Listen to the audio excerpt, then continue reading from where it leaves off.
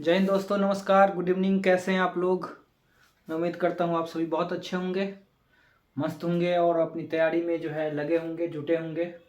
तो आज जो है हमारा ज्योग्राफी की क्लास है फिर से। और जो पिछली क्लास थी आप लोगों ने उसमें कुछ न कुछ ज़रूर नया सीखा होगा। और आज फिर जो है हम उसका पार्ट 2 लेकर के आए हैं। भारत का सामान्य परिचय हम लोगों ने पिछले क्लास में देखा था, जिसमें बहुत सारे बातों को हमने सीखा था। और आज जो है फिर हम आपके लिए ज्योग्राफी की दूसरी क्लासेस, अगली क्लास लेके आए हैं, जिसमें कि आप वही भारत का सामान्य परिचय का ही अगला पार्ट है। तो काफ़ी ज़्यादा मज़ा आएगा आज भी आपको इस वीडियो में। और वीडियो के अंत में आप बहुत सारी नई चीज़ों को जान पाएंगे, ऐसा मैं विश्वास दिलाता हूँ। तो चलिए बिना देर के हुए हम चीज़ों को शुरू करते हैं और देखते हैं कि आज हमें क्या क्या पढ़ना है। तो आज जो है मुख्य रूप से मैं बता दूं कि भारत की जो सीमा है, सीमाओं के बारे में, जलीय सीमा, स्थलीय सीमा, इनके पड़ोसी देश और बाउंड्री लगते हैं, ये सारी चीज़ों को हम पढ़ेंगे। और मैं बताया था कि भारत के जो 4 बिंदु हैं अलग अलग, उनका क्या क्या नाम है, इन सारी चीज़ों को हम लोग जो है आज पढ़ेंगे। तो चलिए हम शुरू करते हैं। वीडियो कैसा लगेगा आप लोग जब देखेंगे तो फिर पता चल ही जाएगा, और कमेंट भी कीजिएगा। तो चलिए बिना देर के हुए हम अपने सेशन को शुरू करते हैं। तो जैसा कि आप देख रहे हैं, हम लोग आज जो पढ़ रहे हैं, हमारा टॉपिक है आज का जो टॉपिक है हमारा, ये है भारत का भौगोलिक स्थिति। इंग्लिश में बोले तो geographical location of India. Geographical location of India. तो सबसे पहले हम देखते हैं जो भारत का ज्योग्राफिकल लोकेशन की अगर हम बात करें, तो ये जो है मान के चलिए इस तरह से जो है हमारा जो है एग्जैक्ट नक्शा जो है हम बनेगा, देखते हैं, फिर से प्रयास करते हैं।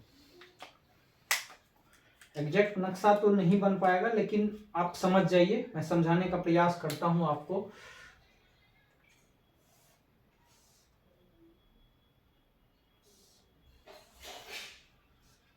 ठीक है, तो मान के चलते हैं कि ये जो है भारत की नक्शा है, और इस पे अब हम जो है ये 4 बिंदु पे हम बात करने वाले हैं, जो कि काफी महत्वपूर्ण है और एग्जाम में आपसे पूछा जाता है।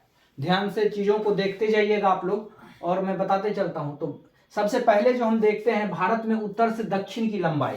तो उत्तर आपको कल बताए थे कि याद रखिएगा आप लोग, ऊ से ऊपर और ऊ से उत्तर होता है, ऐसा मैंने कल बताया था। और नीचे जो है दक्षिण होता है, इधर के साइड पूरब होता है और इधर के साइड क्या होता है, पश्चिम होता है। ठीक है, तो ये चीज मैंने कल बताया था आप लोगों को, और आप लोग अच्छे तरह से भली भांति इन चीजों को जान भी रहे होंगे। तो चलिए इसके बाद जो है हम देखते हैं कि क्या कुछ जो है। तो उत्तर से दक्षिण की लंबाई, यानी कि ये लंबाई की बात कर रहा है। तो ये लंबाई जो है, ये लंबाई टोटल जो है आपका ये है 3214 किलोमीटर। भारत का उत्तर से दक्षिण, यानी कि सबसे दक्षिणतम बिंदु ये जो है, ये आपका सबसे दक्षिणतम बिंदु ये कैप केमोरियन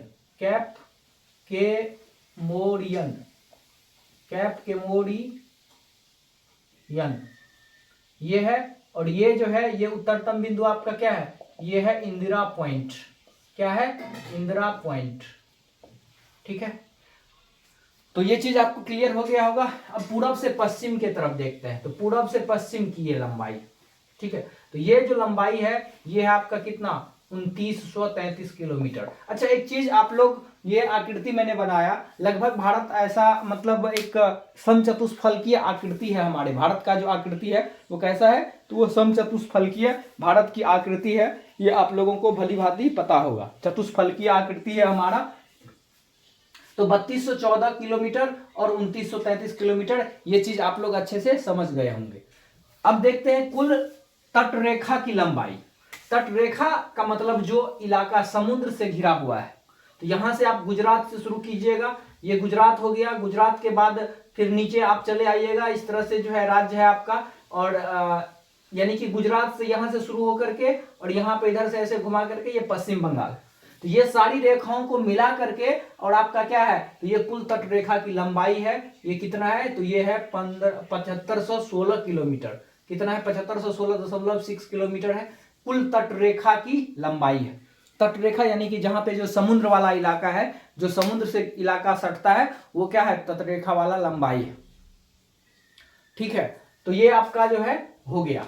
इसके बाद जो देखिए कुल स्थलीय सीमा, तो स्थलीय सीमा है यानी कि ये ऊपर वाला पार्ट, यहां से फिर शुरू होकर के ये इस तरह का जो ये पार्ट है ये स्थलीय सीमा आपका आएगा।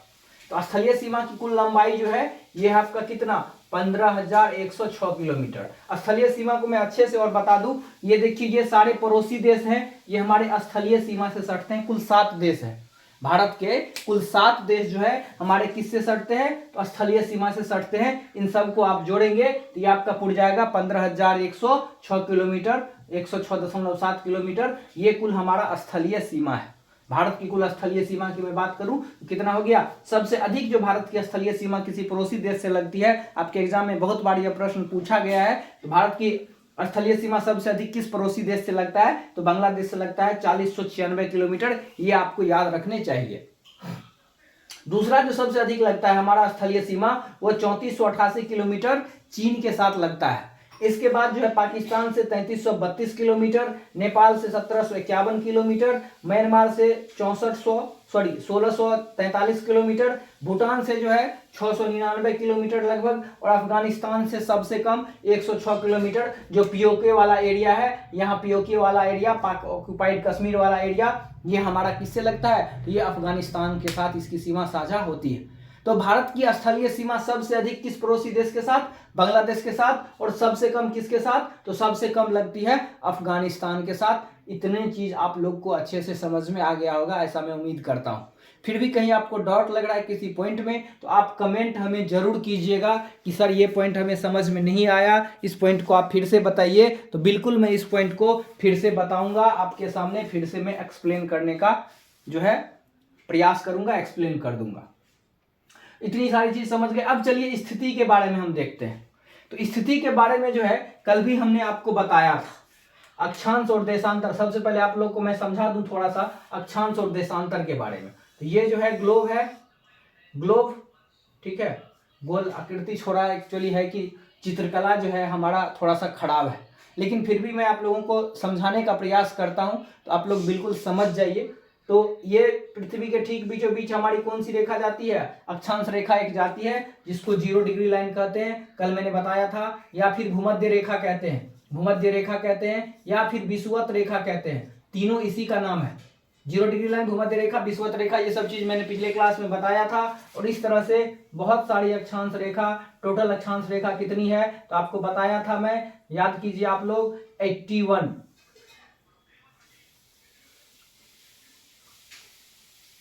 इस तरह से ये खींचा हुआ है, इस तरह से ऊपर भी और नीचे भी।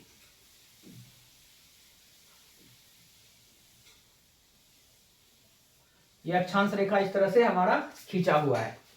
तो ये स्थिति आप लोगों को, ये उत्तरी अक्षांश, पूर्वी देशांतर, ये क्या है ये नहीं समझ में आ रहा होगा, यही हम आपको बताने का प्रयास कर रहे हैं। तो अक्षांश रेखा ये समझ गए, यानी कि जो पड़ी रेखा है, पड़ी रेखा है, जो हॉरिजॉन्टल लाइन है, उसको हम अक्षांश रेखा कहते हैं, जो पृथ्वी को क्या करती है, मतलब कि पृथ्वी के उस पार से इस पार जाती है। जो पड़ी रेखा है वो अक्षांश रेखा है। जो खड़ी रेखा है, इस तरह से भी रेखाएं बनी हुई है, इस तरह से भी रेखाएं बनी हुई है, इस तरह से, ये देशांतर रेखा है। ये आपका क्या हो गया, ये हो गया अक्षांश रेखा, ये अक्षांश रेखा है भैया, और ये क्या है, ये देशांतर रेखा है। ये क्या है, तो ये देशांतर रेखा है। ये चीज आप लोगों को जानना चाहिए। अच्छा, अब एक बात बताइए, क्या आप लोगों को पता है कि ये अक्षांश रेखा और ये देशांतर रेखा सभी आपस में गोल है?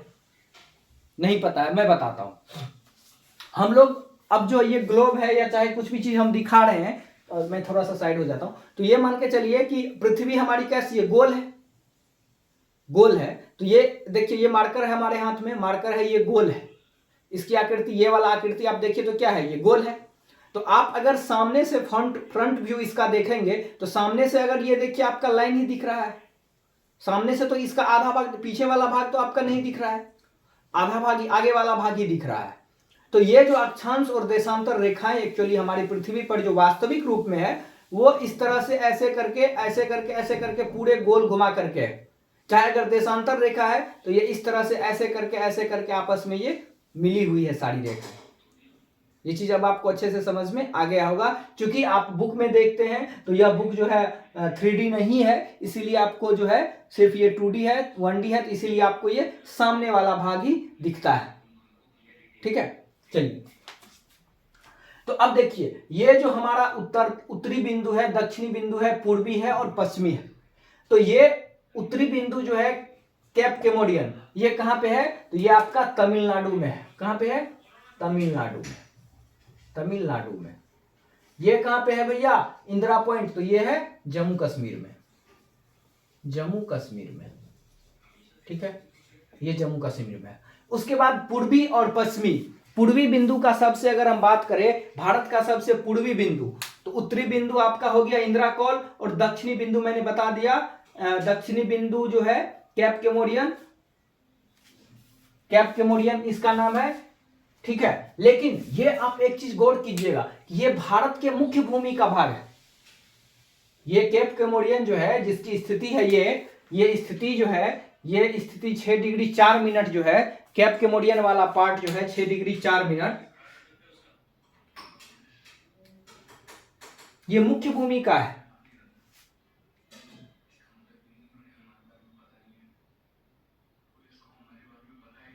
सॉरी, माफ कीजिएगा, ये 6 डिग्री, ये जो है, 1 मिनट,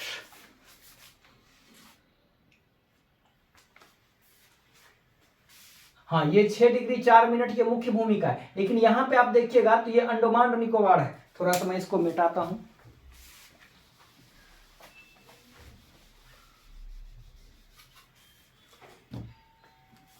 तो ये देखिए, ये 6 डिग्री 4 मिनट की मुख्य भूमिका, लेकिन अंडमान निकोबार आप थोड़ा सा जाएंगे तो इससे नीचे की तरफ है, तो नीचे की तरफ है, ये 8 डिग्री 4 मिनट इसकी लोकेशन है।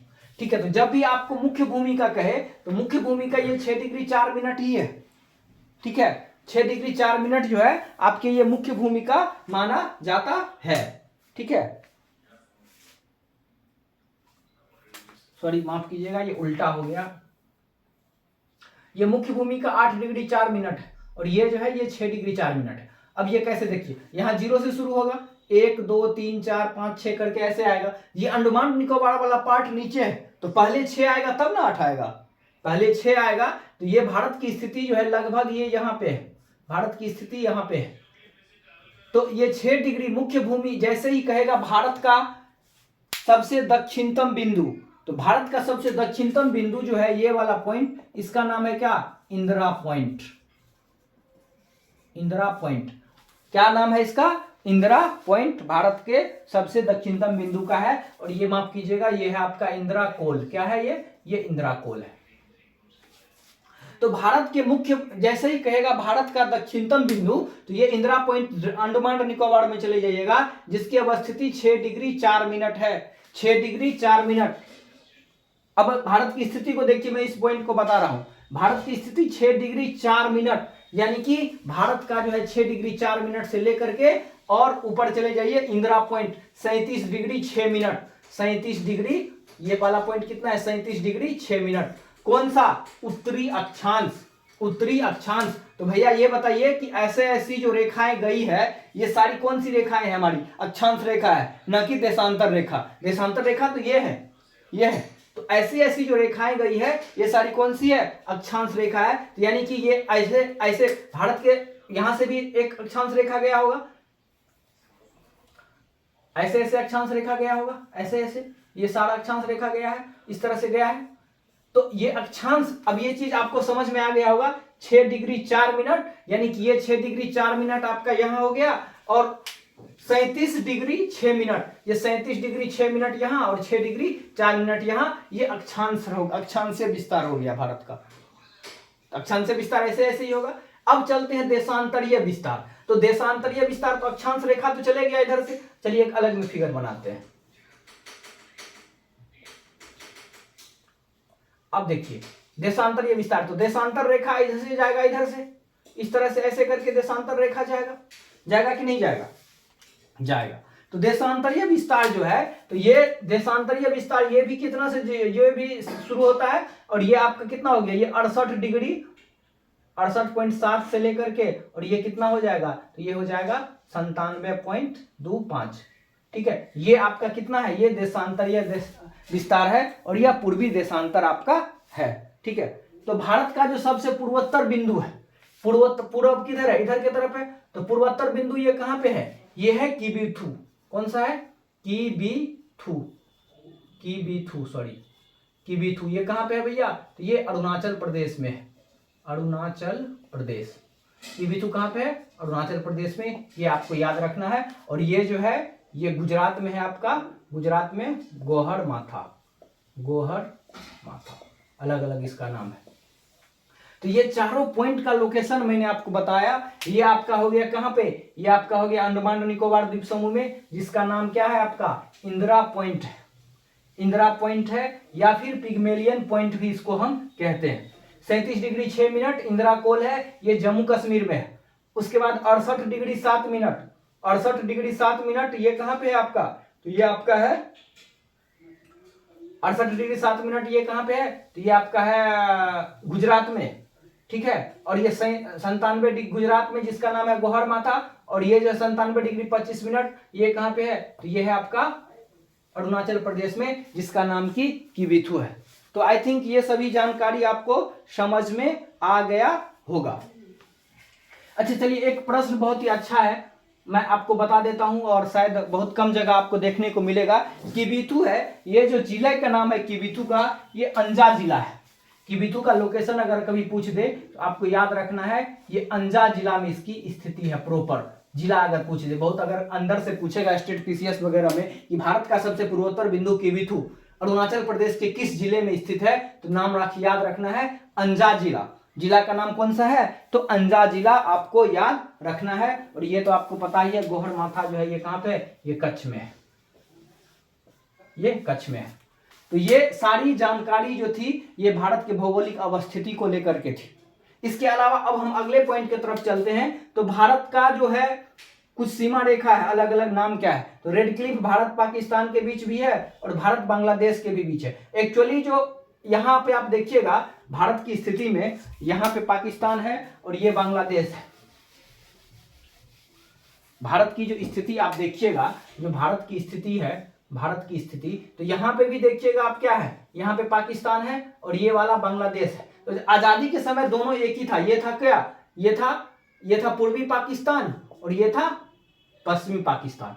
लेकिन बाद में बांग्लादेश इसका नामांकरण किया, इंदिरा गांधी के नेतृत्व में, भारत की मदद से भी इसका नाम चेंज करके ये क्या हो गया, बांग्लादेश हो गया, बांग्लादेश हो गया। ठीक है, तो इसीलिए जो है ये रेखा जो है रेड क्लिफ लाइन को, भारत का विभाजन भारत और पाकिस्तान के भी बीच है और भारत और बांग्लादेश के भी बीच है। मैकमोहन भारत और चीन के बीच है, मैकमोहन रेखा का विस्तार डूरंड भारत और अफगानिस्तान के बीच पीओके वाला एरिया में है।